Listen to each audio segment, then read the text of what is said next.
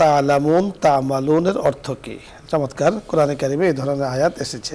জি, তা'লামুন হলো ইলম থেকে, তোমরা জানো, আর তা'মালুন হলো আমল থেকে, তোমরা আমল করো। হ্যাঁ, আগের পরের যে অর্থাৎ তা'মালুন তা'লামুন দুটোই বহুবচন। তো আল্লাহ তাআলা বিভিন্ন জায়গাতে এই আয়াত নাযিল করে জানিয়ে দিয়েছেন যাতে তোমরা জানতে পারো, তা'মালুন যেন তোমরা আমল করতে পারো, এইভাবেই কোরআন কারীমের মধ্যে এসেছে। তো শুধু শব্দের অর্থ আমরা বলেছি, এছাড়াও এখানে অনেক আলোচনা আছে, প্রেক্ষাপট আছে, সেগুলো আলোচনার আসলে এখন সুযোগ নেই। আরেকটি বিষয় আপনি জানতে চেয়েছেন, আপনার স্ত্রী অসুস্থ হয়ে ইন্তেকাল করেছেন, আল্লাহ তাআলা জান্নাতে গরিকে রহমত করেন, আমরা তার জন্য দোয়া করছি। তো কি আমল করলে তিনি সওয়াব পাবেন, তার কাছে পৌঁছবে? মোহতারামের কাছে উনি সাথে বলেছেন যে উনি 8 মাস অসুস্থতার কারণে নামাজ পড়তে পারেননি। আচ্ছা, তো সেক্ষেত্রে উনি সমাধান চাচ্ছেন। সমাধান, হ্যাঁ। তো 8 মাস সময় যেহেতু নামাজ পড়তে পারেননি, ওনার জন্য তো আমরা ক্ষমা চাইবো, সাথে সাথে উনি সাদাকায়ে জারিয়ার ব্যবস্থা করবেন ওনার সাধ্যের মধ্যে থেকে। হাদিসে এসেছে যে কোনো মানুষ যখন দুনিয়া থেকে চলে যায় তখন তার জন্য 3টা আমল ছাড়া সব কিছুই বন্ধ হয়ে যায়। এর মধ্যে অন্যতম হলো সাদাকায়ে জারিয়া আর এবং সুসন্তান রেখে যাওয়া। অবশ্যই তিনি সুসন্তান রেখে গেছেন, তার সন্তানের দায়িত্ব হবে মায়ের জন্য দোয়া করা এবং ওনার সামর্থ্য অনুযায়ী যে কোনো সাদাকায়ে জারিয়া, কাউকে কোনো ঘর বেঁধে দেওয়া, মসজিদের সাথে সম্পৃক্ত থাকা, মাদ্রাসা করিয়ে দেওয়া। হ্যাঁ, আপনি যথার্থ বলেছেন। মানে অসুস্থতা 8 মাস যদি ওনার হুঁশ জ্ঞান থেকে থাকে, আপনি খুব খেয়াল করে শুনতে থাকুন, সেটা আপনি ভালো বলতে পারবেন।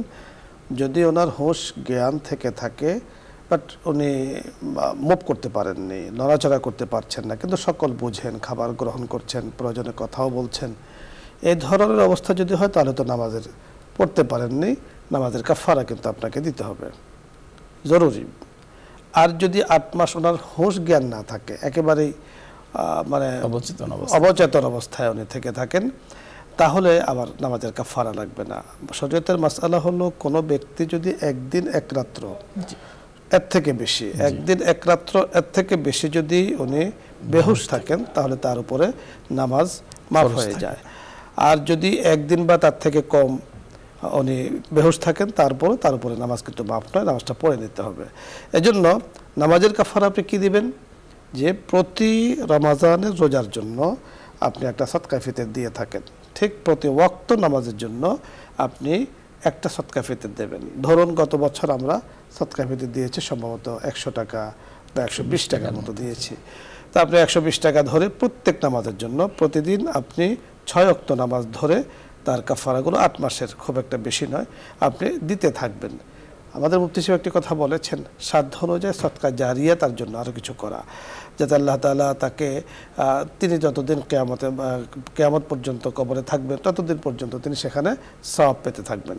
নামাজটা যেহেতু জিম্মাদারি একটা বিষয়, নামাজের ভিতরে আমরা আজকে বলেছি যে পূর্ণময় জীবন গঠনের নামাজের বিকল্প নেই, নামাজি হতে হবে, নামাজকে ধরতে হবে।